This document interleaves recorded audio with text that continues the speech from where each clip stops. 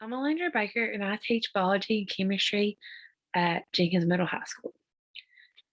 So over the summer, I did a um, mentor program through Modern Classroom Project, and I'm going to tell you a little bit about how that module works and what it would look like in your classroom.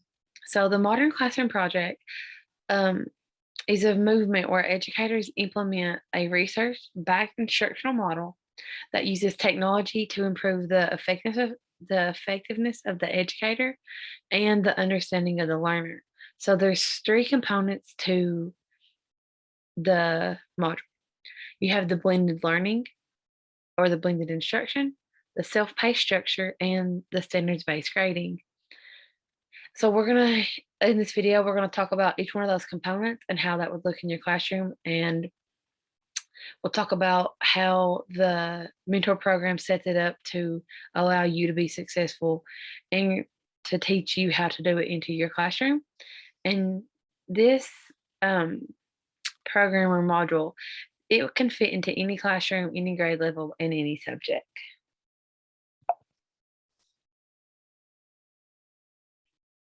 So this is a quick clip, and I know I keep moving my picture on. I'm sorry about that, but this is a quick clip. You can access this PowerPoint and watch this video, but it shows the modern classroom in action. I'm not going to show the entire video, but I am going to show just a clip of it so you can kind of see how those three components look in a classroom. Hi, Angel. How are you? Good. Nice job, Mr. 6.10.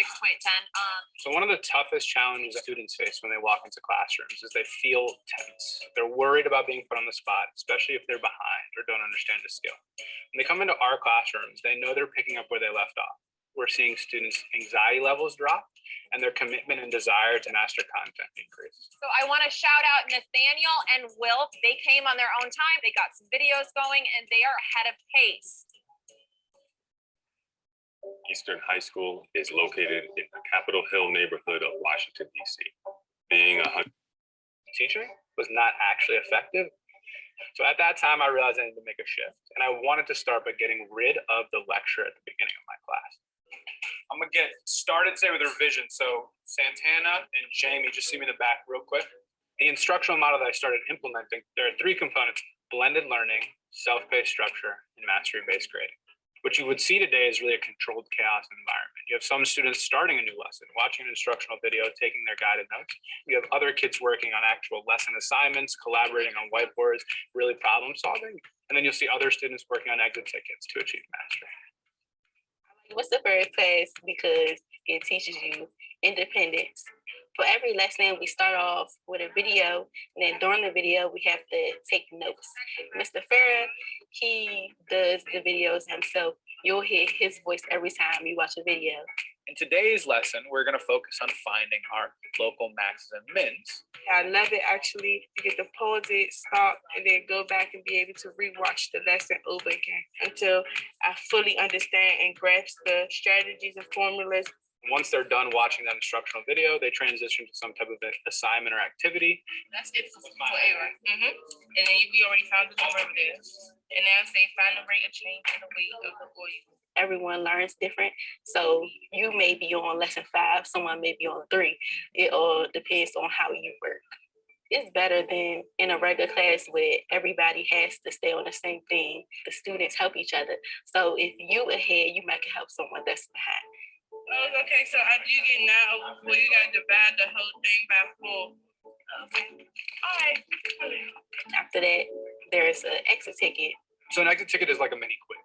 It's just a couple questions at the end of the lesson that really succinctly measure the student's ability to execute the activities they learned. So when a student has mastered an exit ticket, they move forward. When they don't, they have a reteach. You're assuming that your Y is 0. And then they try a new exit ticket until they've achieved mastery. Showtime. Did you get your exit? Okay, so that was just a little clip into what it would look like in your classroom. This video goes on. It also shows it in a history classroom. I'm today going to be talking about how I use it in my science classroom.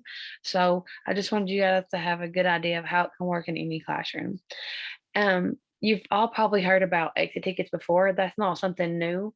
But the exit tickets aren't necessarily done at the end of class, but they're done at the end of each lesson. So I may be finishing up a lesson and complete that exit ticket, but I also may finish the next lesson and get to the exit ticket for that one too.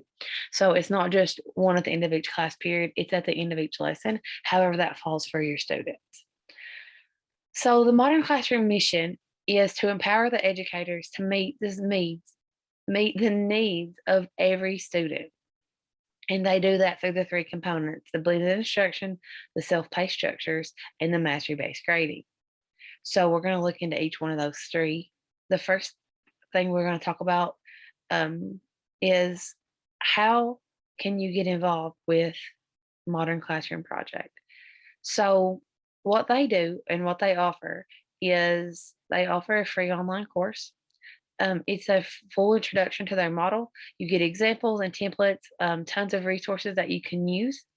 They also offer the virtual mentorship program, which is the program that I did over the summer. This is the approach that gives you the same course that you get free, except you have the support of a mentor who can help you and guide you, give you feedback on how to improve your lesson, so that you're ready to actually implement it. And then they also offer some school-based partnerships. If your school or community, your district, maybe they want to get involved and implement this model, they offer some partnerships that way too. So Modern Classroom Project empowers any educator in any school, grade level, or content area. And it's the goal here is to create a classroom where all students can learn. So we're going to start off by talking about blended instruction. This is something you guys are probably familiar with because we've been virtual. We've been making our videos that way. So blended instruction is where you're going to record the videos of the lecture. But the goal here is not just to make the video, but to understand what high quality blended instruction looks like and how you can create that. If you pull up the PowerPoint, along with the video, here are a couple of links of resources that you can use to look at blended instruction models, how to make a video, and so forth. Again, we probably all know how to at least make the video because we've been doing that while we've been virtual through COVID. So the blended instruction portion of this is probably one that's pretty easy. So there's only two other components that you really need to implement to get this thing going. When you're planning these instructional videos, those are some things to keep in mind. You need to focus on one topic. That's something that, while doing this, I realized I didn't do before, and that was overwhelming to my students. But focusing on one objective, be clear and concise about that one objective. It's better to have several short videos than to have one really long one because you're going to lose the interest of your students. So when I first made this video, it actually turned out to be about 40 minutes, and I was like, that was probably too long. Who wants to watch that? Your students feel the same way. Keep it short, which led me right into that one. So 6 minutes is a good length for adolescents. You would want even less shorter videos if you're showing it to younger students. I would go no more than 10 minutes, but 6 minutes is your ideal length. Using visuals, so you'll be in the video, you can put your face in it. It may just be your voice and you sharing your screen. I often don't include my face in my videos for my students just because I don't want to distract them because I don't want to be worried about what I'm doing or what's in the background or whatever. I want them focusing on what I'm saying. But you can, if you're writing on the screen instead of just reading from a text, that's better for your students. It's more engaging. Bring in the new points or new visuals out one by one. So put in animations into your PowerPoints that holds their attention, and then bring in opportunities for engagement.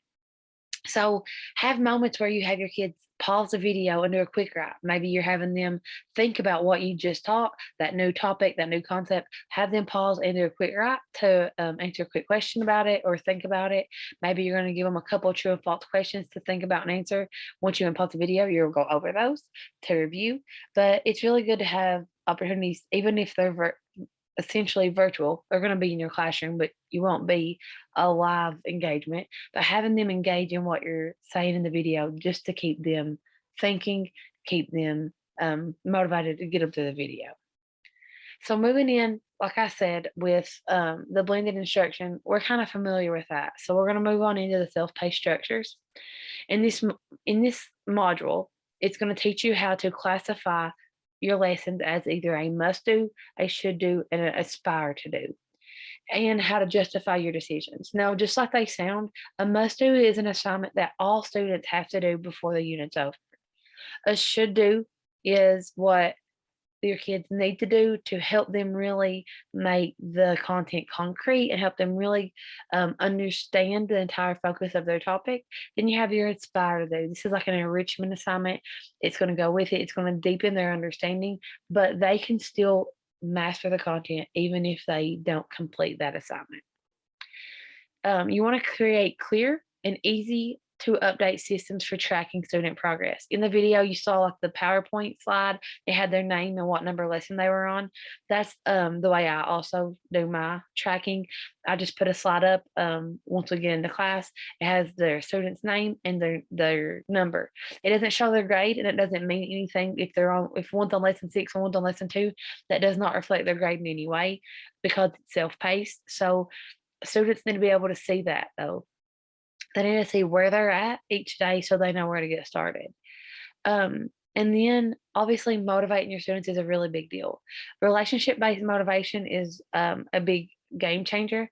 If a student has a relationship with you and they don't want to disappoint you, they're going to be motivated to keep up, to do their work because they don't want to let you down.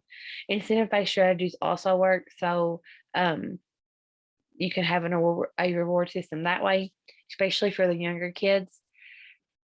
And so you want to design tools and strategies that students can use to reflect upon their own learning. So you're taking the ball out of your court and putting it into theirs so they can reflect on how they're learning and how they're growing. And when they can see that they are learning and growing, that also increases their motivation to keep going. So it really comes full circle, and it's amazing to watch.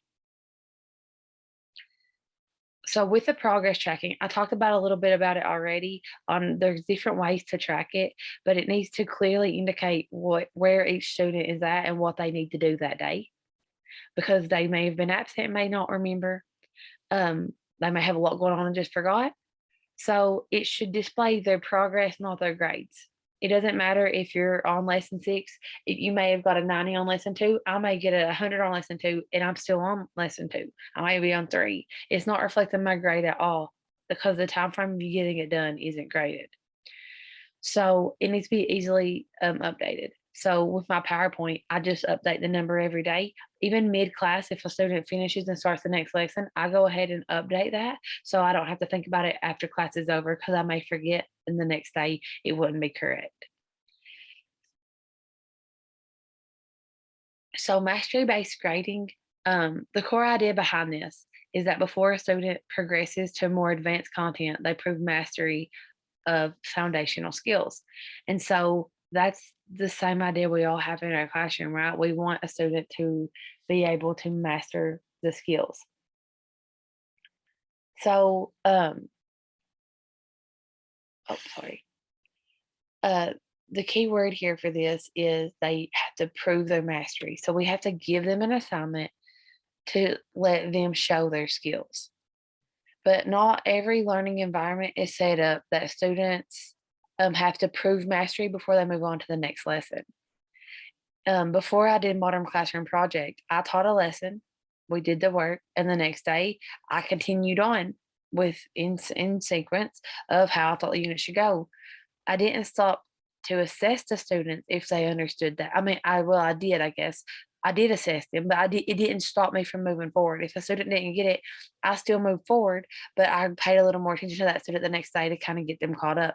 But that student didn't have to master that content before I went on with my lesson. And I'm not saying that you're wrong for doing that, but there's a better method.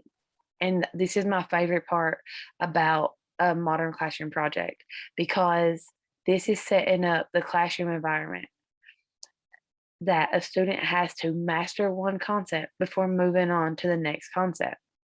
So there's a few reasons why that's so important. And the first is because it prevents learning gaps. And you know as much as I do through COVID, we're experiencing right now probably one of the biggest learning gaps we've ever encountered. And so if a student doesn't master a skill, but then goes on to the next topic, that's just going to hurt them in the long run because that these topics build on each other. And as those gaps are only going to widen if we don't master them each time. Another thing is self confidence. So if a student comes to class every single day, every single year, every single period, they work, they go home, they don't see any progress. They feel really discouraged from that. So with the mastery based grading, they know they've mastered one topic before they moved on to the next. So they can see that accomplishment. They can feel that they're accomplishing something and growing. And that gives them encouragement and the confidence that they need to keep going. And lastly, it prepares them for what's next. So usually our content is sequential. What we do next matters on what we're doing right now. It builds on each other. And if they don't understand this building block here, then how can they go on to understand that the next skill? Because they build. And so there's going to be these gaps there. And mastery based grading is going to take that away. So when we're talking about mastery based grading, there's two things. We want to develop the mastery through practice, and then we're going to develop the mastery. We're going to show it through mastery checks. So when they're doing it through practice, and there's a difference between the two, between a mastery check and the practice, there is one pretty big difference, and I'm getting ready to mention that. But through the practice, they've got them. They have their new material. They've taken their notes. So now they're going to show their understanding by doing some type of practice. That may be classwork, discussion, a lab, a reading, an article, a debate, some type of activity for them to show you that they understood what was being asked and what was being taught. So it involves them applying what they just saw in the instructional video to the task, and it encourages collaboration. So your students, if you have two students working on lesson 3, those students might say, hey, we're working on the same lesson. Why don't we talk about this together? And so they're going to work with it. They may ask somebody if they're stuck. They may say, okay, I'm on lesson 3. If they're on lesson 4, they mastered this topic, so they can help me. They may ask another student for help. So it allows them to work together to understand the new content. Collaboration is encouraged during this part of developing the mastery. And so freeing up, using the blended instruction, it frees you up also to facilitate around the room and help the students where they're needed. And so you can monitor the progress, you can monitor the collaboration to ensure that no one's just saying, okay, well, the answer to that is, whatever, because that's not what we're encouraging. We're creating an environment where the students actually are talking it through and working it out together. And that really clicks for students. They understand things so much better when it's coming from their peers than when it's coming from us. So that collaboration is gold for this part.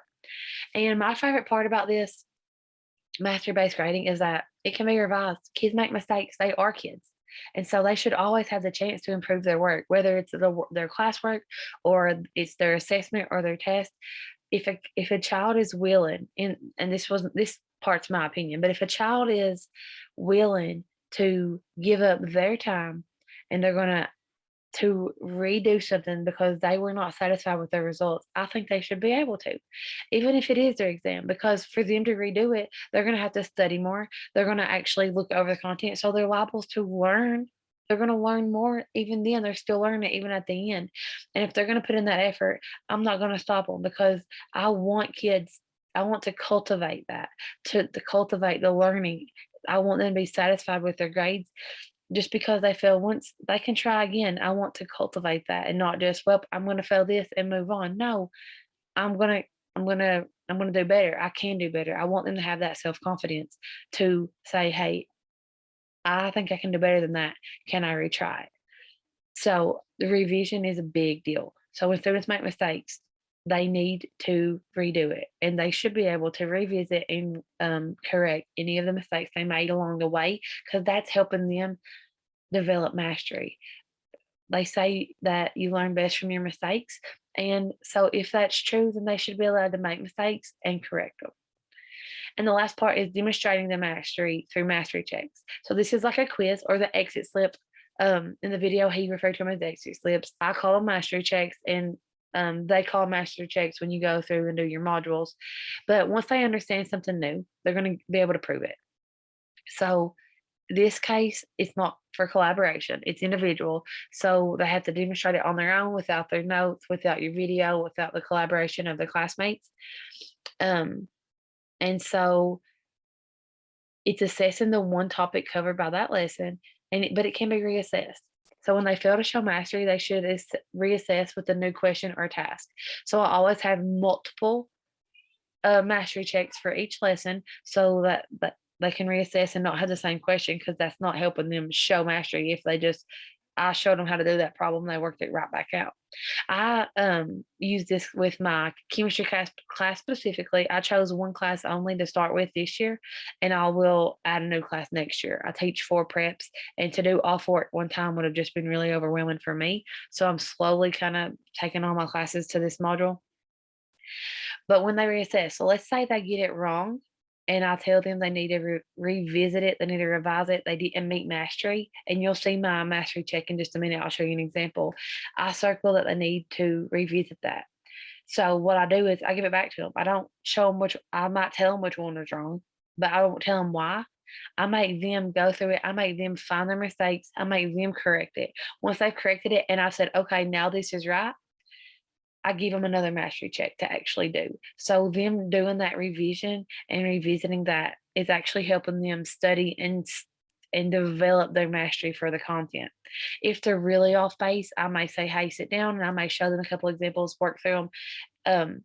I will, if they're very far off and I know that they can't just find the simple mistake that they made. And that's often what it usually is. But if they're really far off, I'll have them come to my table, because I'm free now, because the ball's in their court. Everyone's working. I pull them to the side. We'll do some one-on-one. I'll go over the content with them and then have them try again. After I've re-explained it, I'll give them their exit ticket back and have them find their mistake and move on. But if I see if they're really off base, I teach them with an example with me, but then I still always have them go find their mistakes themselves and rise them and get them correct before they can be reassessed. But I have kids, they can't move on until they master it. So I literally have kids in this phase all the time, and sometimes it takes them several tries, but once they get it, they've got it. Once they get it, they've got it, because they work to get it. Sometimes there's method to the madness. It doesn't, and I tell my students that too. It's okay if they fail. It's not okay to give up. You redo it, you find what was wrong. You're still learning that way. And they learn.